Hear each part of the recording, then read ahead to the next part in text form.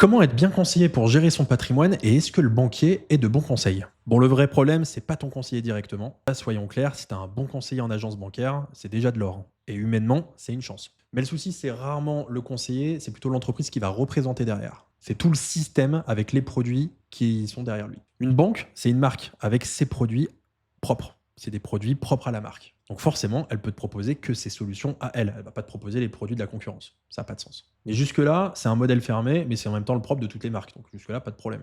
Mais par contre, si ta banque elle est super forte en crédit, mais elle est beaucoup moins bonne en assurance ou en placement, bah, le problème c'est que tu restes enfermé dans sa vitrine. Et son objectif reste le même, hein. Elle doit te vendre ce qu'elle peut te vendre. Et pas ce qu'il y a de mieux pour toi. Et c'est pour ça qu'en ce moment, tout ce qui est courtier en assurance et en gestion de patrimoine, c'est en plein essor. Parce que déjà, il faut reposer les bases. C'est qu'un courtier complètement indépendant, un gestionnaire de patrimoine indépendant, eh ben, légalement, il est mandaté par son client. Il n'est pas mandaté par son employeur parce qu'il est indépendant. Ce qui n'est pas pareil que le banquier, hein. Et généralement, quand on est dans des groupements de courtiers qui ont bien travaillé leur offre financière, tu vas avoir affaire à un conseiller qui peut aller chercher sur plusieurs marchés, chez plusieurs partenaires. Il va pouvoir négocier et construire une stratégie sur mesure pour toi. Vu qu'il a accès à plusieurs compagnies, plusieurs contrats et donc plusieurs produits, bah déjà, il ne dépend pas que d'un seul catalogue et il a vraiment l'embarras du choix. Donc c'est pour ça qu'il y a beaucoup de conseillers qui finissent par devenir indépendants pour du coup avoir ce choix plutôt large qu'une banque ne peut pas offrir à ses employés. Et du coup, ça, c'est vraiment un avantage concurrentiel massif sur ce secteur. Donc oui, ton banquier, il peut être un bon relais, un bon conseiller. Humainement,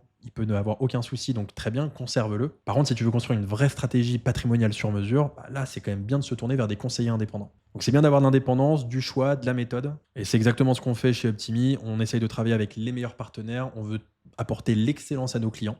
Mais ce qui est bien quand on bosse avec plusieurs partenaires, c'est que tu n'as jamais un partenaire qui est mieux que absolument tous les autres. Ils sont tous différents les uns des autres, donc ça nous permet vraiment d'adapter les produits et la démarche par rapport à chaque client. Et l'autre question, si tu as trouvé un conseiller en gestion de patrimoine indépendant, c'est aussi de lui poser la question par rapport aux différentes compagnies, combien il gagne? Parce que c'est vrai que souvent on dit qu'un conseiller indépendant va choisir toujours les mêmes compagnies là où il gagne le plus. Et donc pour moi, une bonne stratégie, et c'est clairement ce qu'on a fait chez Optimi, c'est d'avoir des niveaux de rémunération quasiment équivalents d'une compagnie à l'autre.